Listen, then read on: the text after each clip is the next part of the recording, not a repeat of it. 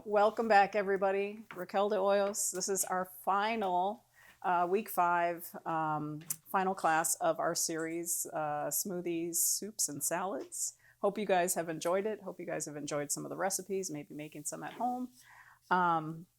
Today, we're going to wrap things up with another salad.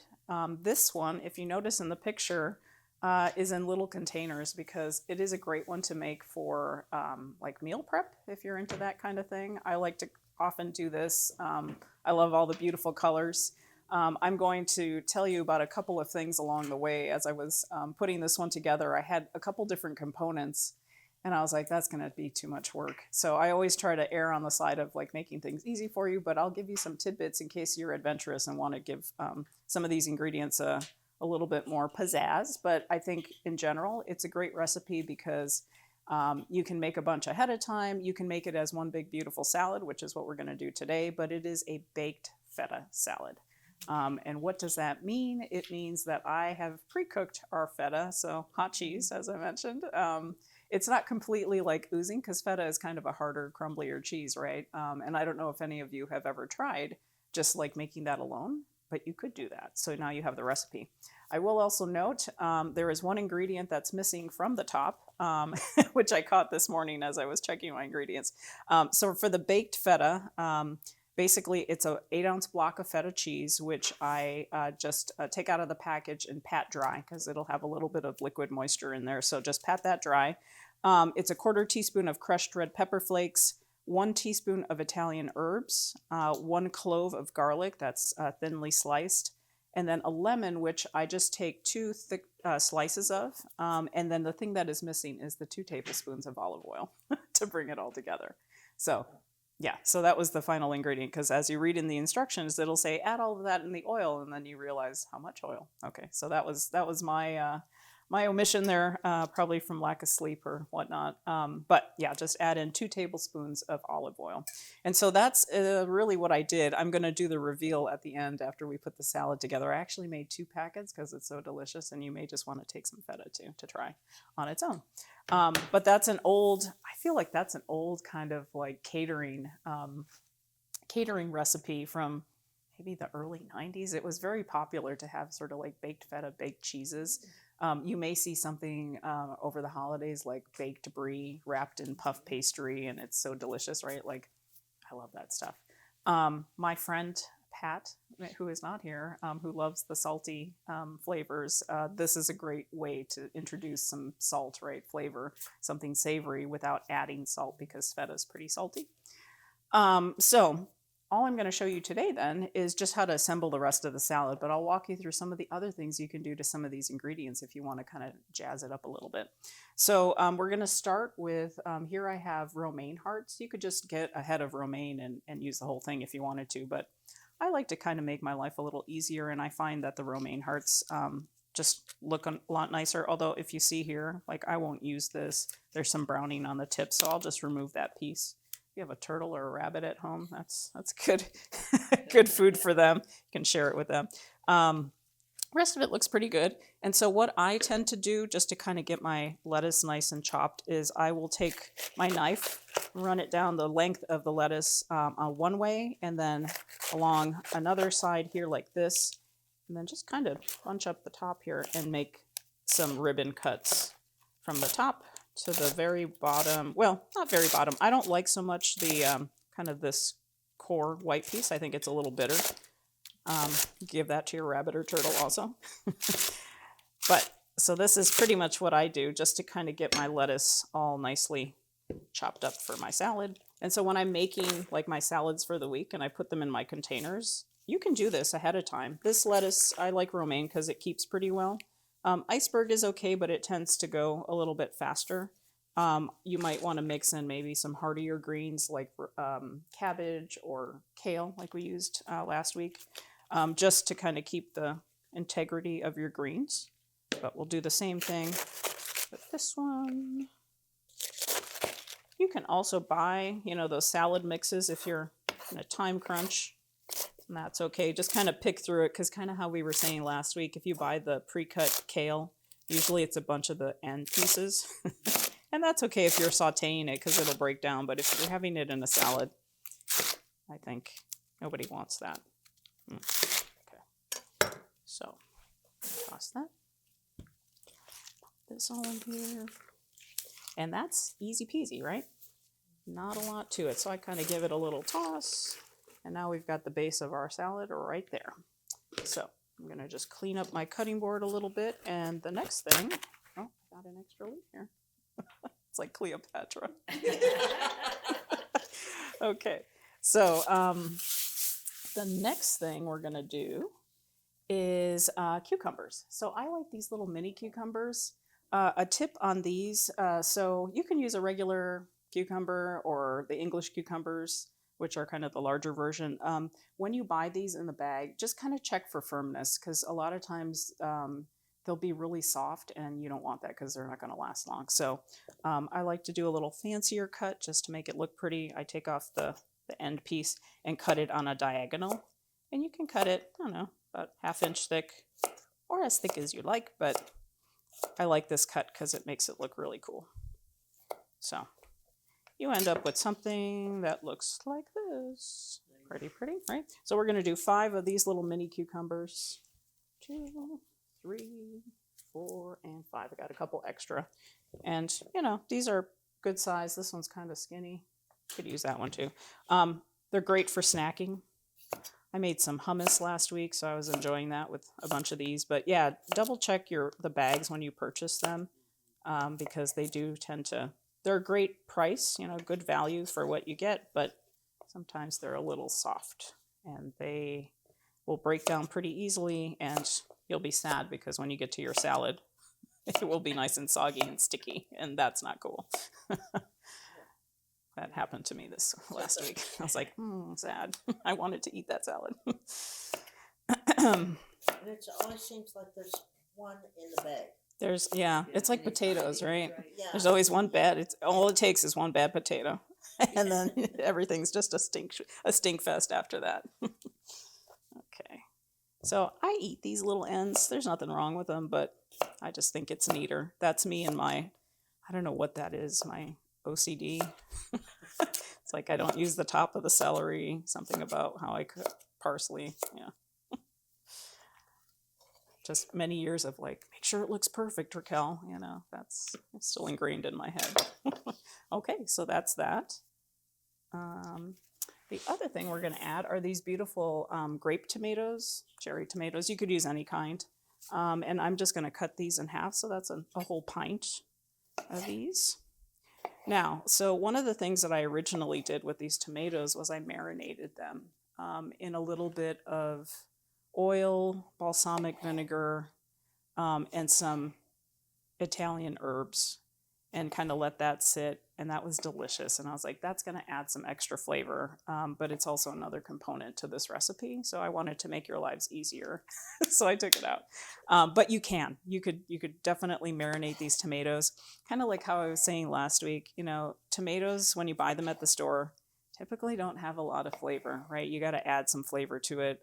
You can sit them on the counter and hope that they ripen a little bit more for flavor, but most commercial, like anything that you buy at the grocery store, tomato-wise, this is going to be okay. You might find now like 5 different varieties of cherry tomatoes, and some will be like flavor bombs, and they're a lot redder. They might be a little juicier. Those might have some more flavor.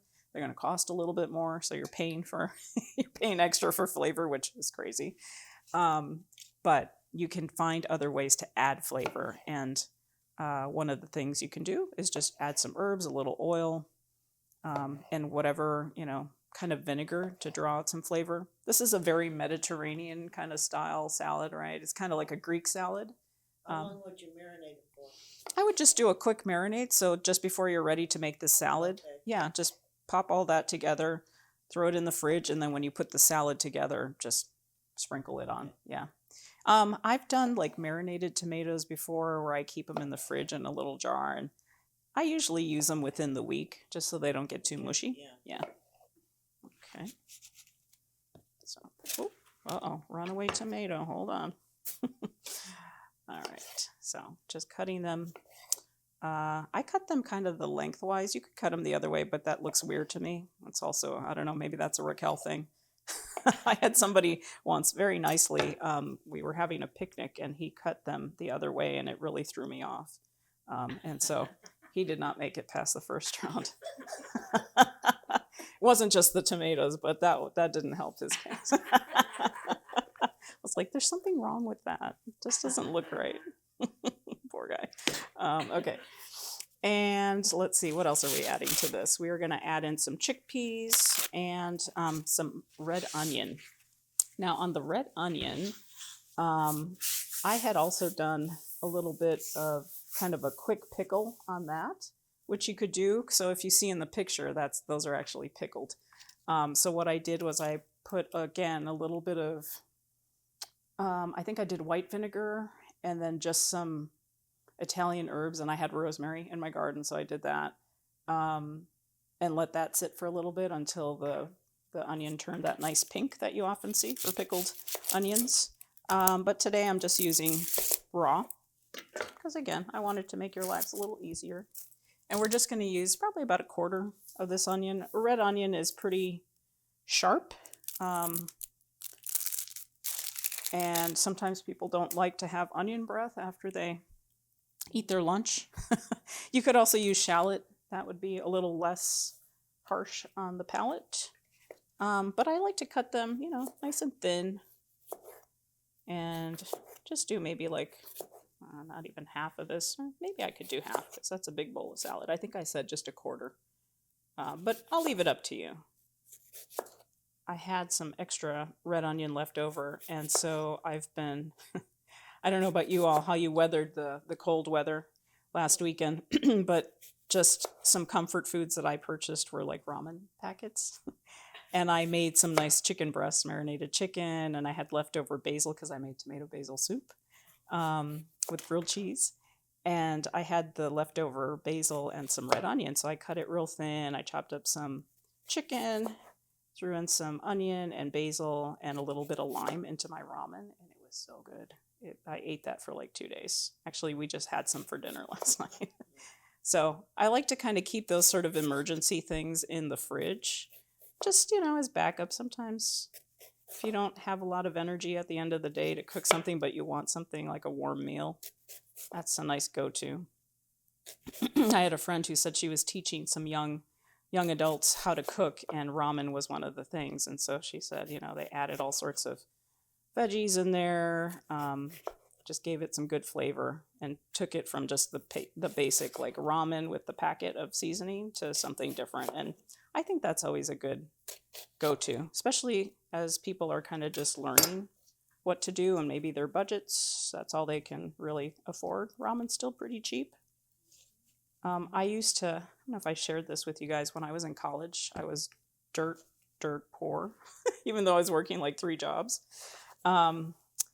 And I remember I used to have, my mom would send me care packages occasionally, and it would have ramen and like cans of tuna and peanut butter, the staples.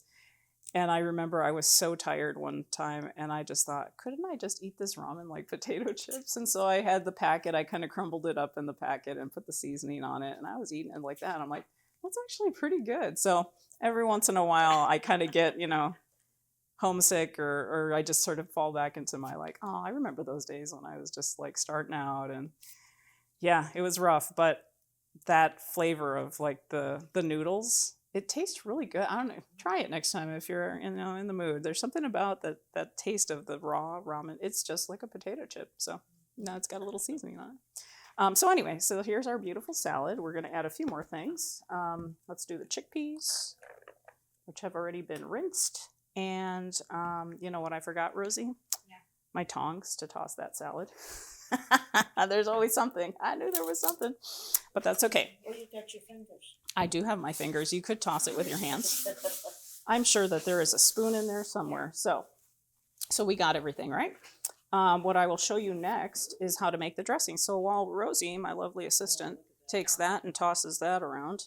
But you know what? She can do that, and then I'll reveal the cheese after I do the dressing. So let's make the dressing next. Got my bowl here. So for our dressing, also very easy. I had wanted to originally make like a red pepper or something other fancy dressing, but I have to tell you, jarred red peppers sometimes don't taste fantastic. They're kind of bitter. And so that's what happened to me. And I was like, scrap that.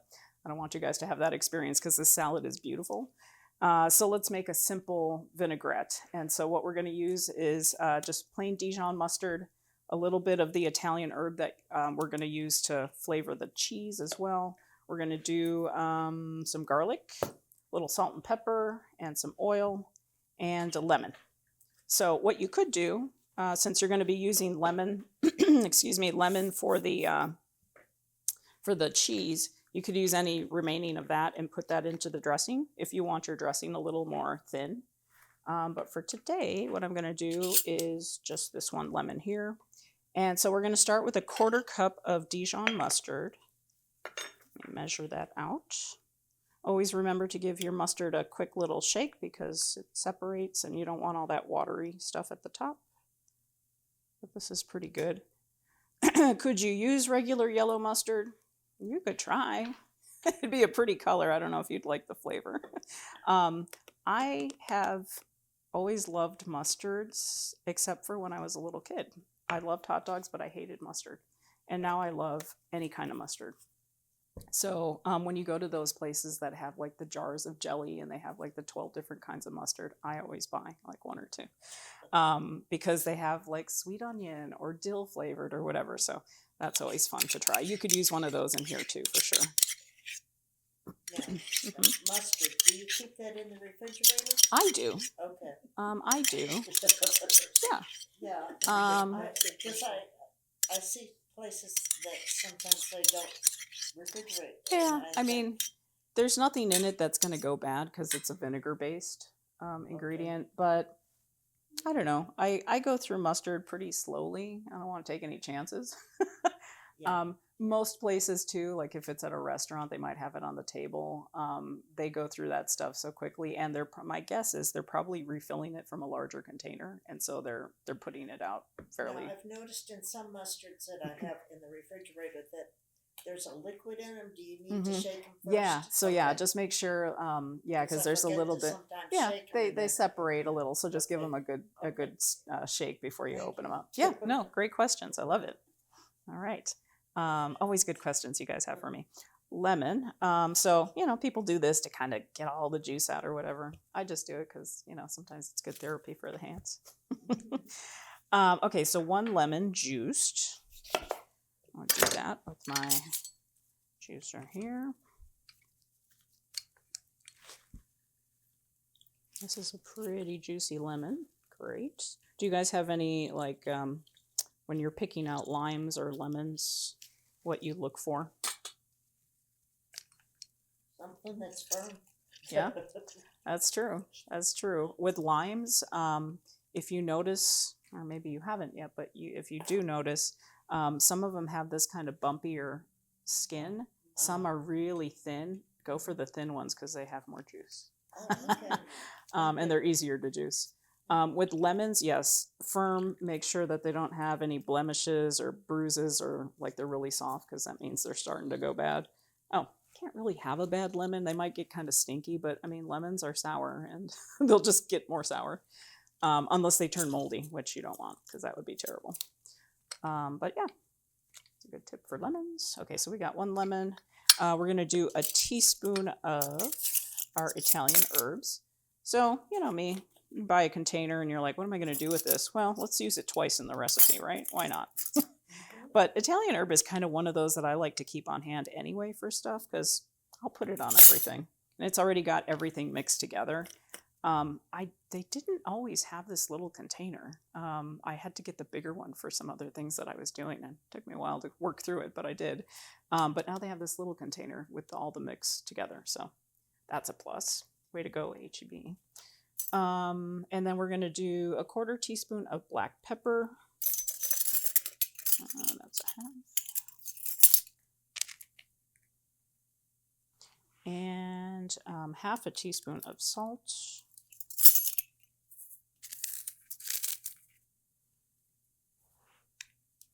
And then 1 garlic clove. My favorite thing. You could do this with like a little stick blender or a blender if you wanted to make a bigger batch. I'm just going to whisk it together. But you'll notice, like what I like to do is kind of, before I add the oil, just mix this all together. Let's get a good clove here. Okay. So, this would make a great like base recipe if you wanted to add anything else to it. I used to have a friend who would make kind of a similar dressing, but he would add fresh tarragon to it, and that was really nice. Tarragon, if you haven't had it fresh, is almost has like a licorice flavor. So almost like licorice fennel, kind of that flavor. So it's really nice. Has kind of good flavor, but a little goes a long way. What else could you add to this dressing? I mean, it's nice as it is because it's pretty simple. But if you were making it at home and you wanted to change it up a little bit, is there anything that you would add to it? Maybe shallots? Shallots, yeah. Shallots are always a nice thing in a vinaigrette instead of, like onion, or even if you didn't want to do the garlic, shallot would be great. Now, we didn't add any kind of vinegar. Why do you think that is? Mustard is pretty tangy, yeah, and it has some vinegar in it, but also the lemon, right? The lemon is our acid, yeah. You could add vinegar to it. A little champagne or white wine vinegar would be good. A little splash of that, but you don't need it. So, okay, we've got our garlic nice and minced up in there. And then we have half a cup of oil is what we're going to add into there once I give this a quick little stir. And my apologies, I'm going to try to eyeball it, except I'm not wearing my glasses, so we'll hope for the best. I can kind of see it, and there. Okay. All right, so let me just get the spoon out of the way. And I'm going to take our whisk and just whisk all of these ingredients together first. So that now, instead of the garlic, could you use the garlic paste or the little garlic things that come in little cubes? Oh, Frozen, you could, yeah. Just maybe add a little at a time. I don't know how Yeah. concentrated the flavor Okay. is for those. Yeah, sometimes you'll see like garlic or ginger in a tube, or even garlic salt would be Okay. great if you Okay. didn't have. Yeah. Okay. So see, now it's nice and emulsified, and we haven't even added the oil yet, but that's going to make it even more beautiful. So I just kind of drizzle it in. Helpful if you have something underneath your bowl so it doesn't keep spinning. But we're all about the theatrics this morning, so it's cool. I'm telling you, those who didn't make it today, it's just not as much fun on the replay. This is live. Okay. So, as you see, now we have our beautiful dressing. It's got great consistency. You could add a little bit of water, like it'll thicken up too, especially if you keep it in the fridge. This will keep for a week, probably longer. I mean, you're going to have enough to kind of dress the salad and then have probably a little extra. What I do, it's kind of fun, when I put it out in containers for myself for the week, I just do those little portion cups and pour some in, just enough to go with each of my salads. So that's kind of nice. But yeah, you could keep this in a jar in your fridge, and this would last just like, I'd say probably a couple of weeks. So make a big batch if you want. And you don't have to go to the store and get yourself some salad dressing. So this is a nice one. Goes with pretty much everything. And then once we get to our salad, we'll add that to it. And then I'll have Miss Rosie have you guys sample it. The last thing, the final reveal, is our baked feta, right? So, ta-da! So what I did was I basically took some foil, and I doubled, like put two pieces together, because the first time I made it, it kind of leaked out. So put it on a baking sheet. So 275 is your oven. You want it kind of low. Feta cheese won't completely melt. It just softens. And so if you were to make this for like a party, a brunch, or whatever, combine all this stuff, make your salad dressing. Once you're ready to put your salad out, have your cheese nice and warm, and it'll still be soft. So it'll get soft. It won't completely melt. But so basically, I'll show you. I'll reveal one of them. So I had it here in the foil, and all that I did, if you can see here, is I took the red pepper flakes. It was about a 1/4 teaspoon of that. I did 1 of the cloves of garlic, just slice that real thin, put it on top here. Did a teaspoon of those Italian herbs, the 2 tablespoons of oil, these nice thick slices of the lemon. It firmed up a little bit. It'll be nice and soft when it comes out of the oven. And obviously, once you put it in the fridge, it's going to firm up again. But it has all these delicious flavors now.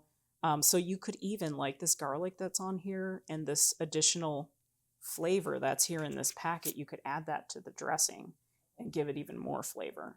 But basically what I'm going to do is just, you could crumble it if you wanted a little rustic, or I'm going to just chop it into some cubes for you, and we'll put that in the salad as well. So 1 of these per salad is great. I made 2 just because I thought it'd be fun in case you guys want to just try the cheese alone. So that is the fantastic reveal. I'm just going to slice this a little bit so we can have some nice cubes of it. It smells amazing. It has the beautiful citrus. You know, we were talking about vitamin C, all right? Needing to get that this time of year. So I definitely have it in your dressing and in your cheese. You also have it in your salad. What's the vitamin C in your salad? Something red. The tomatoes. The tomatoes. Okay, Miss Rosie, we are ready for salad. I've got cheese. It's still warm, so it'll have a nice, but when you take it out like of the oven, it'll have a little softness to it. You could almost spread it on a cracker. It's so good. Okay, so you now have a recipe for if you just want to do the baked feta or if you want to do this whole beautiful salad. And actually, you got 3 recipes, right? You got the salad dressing you can use on anything. You've got the baked feta and you've got the salad. So 3 in 1, ladies, 3 in 1. That's how we roll. Okay, so Rosie's going to hand me salad so I can put some cheese on top, and that way you guys can try all of this. Oh, actually, you know what I was going to do was dress the salad. We don't need to. Yes.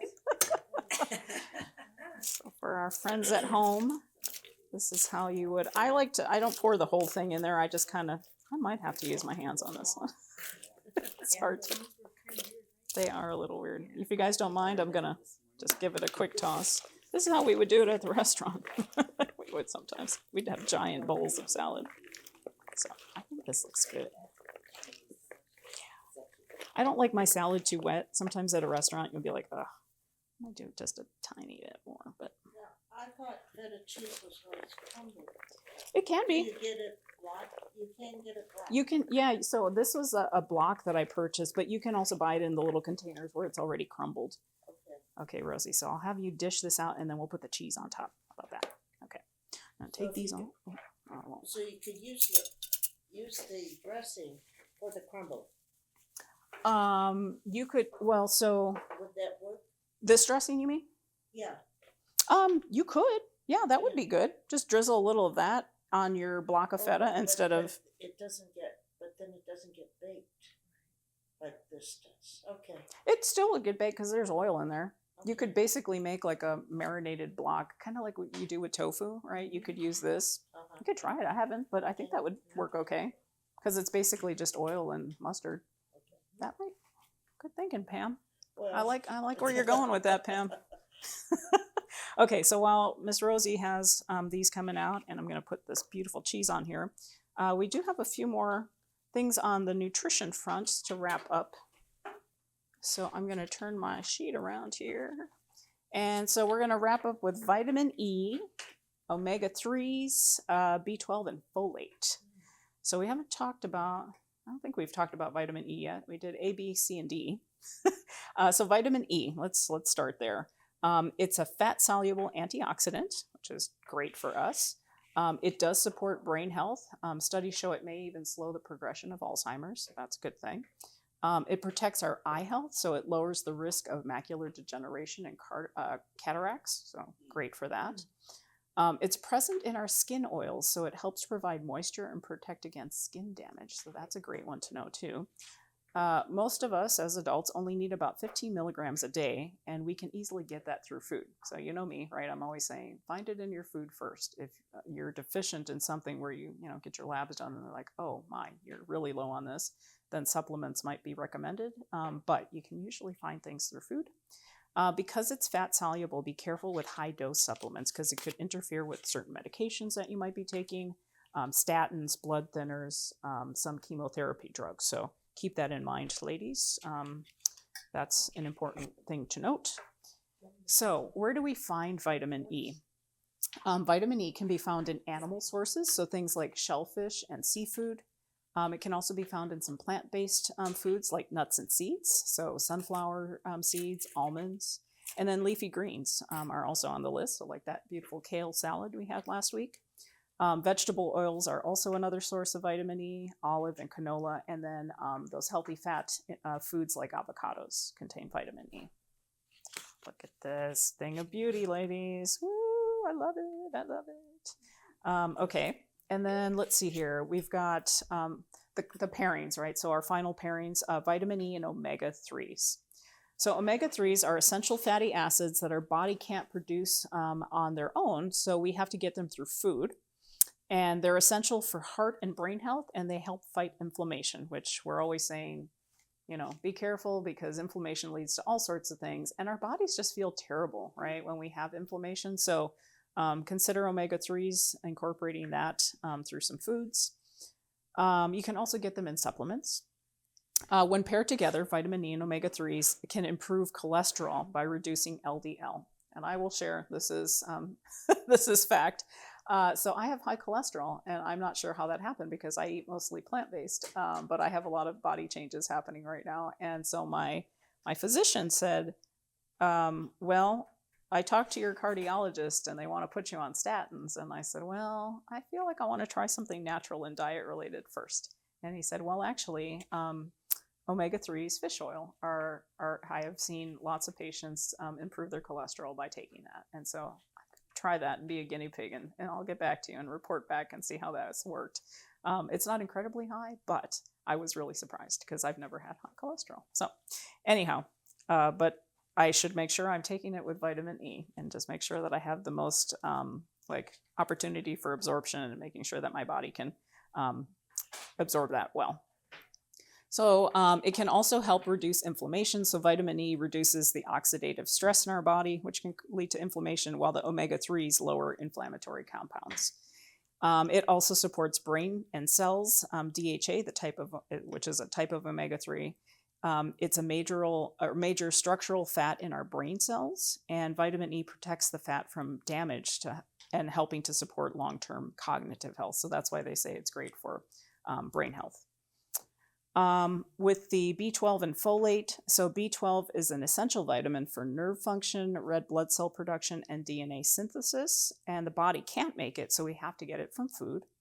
So folate, or B9, or folic acid, which you may have heard of, is water soluble, and the body needs it for healthy cell growth and function. And one thing about this pairing, B12 and folate, so they don't just go well together, they depend on each other to make DNA. So they help build healthy red blood cells, support the brain and nerve health. And so that's why they're the pairing that's suggested to work together. Food sources with these pairings can include something like a spinach omelet with salmon, a spinach omelet because the spinach and then the egg, salmon and lentils, yogurt with banana and walnuts. So think about those things. This is kind of the final wrap up of not just talking about the basics, the ABCs, our vitamins. We talked a little bit about minerals. We talked a little bit about supplements, but the important thing was understanding which vitamins go together with sometimes other vitamins, sometimes other minerals, and just knowing if that's something that your body requires, that these are ways that you can do it, whether through pairing them through supplements or like I always like to advocate for, finding it in the foods. And so looking at your food choices, whether it's breakfast, lunch, dinner, snacks, and finding these pairings that work well together. So that is it for us. I'm super sad because this is the end of our series, but I will be back again in April with something new and exciting, hopefully. I don't know what yet, so I'll take suggestions. But yes, so I hope you all have enjoyed this series, have enjoyed the recipes. Hopefully, I've made some at home.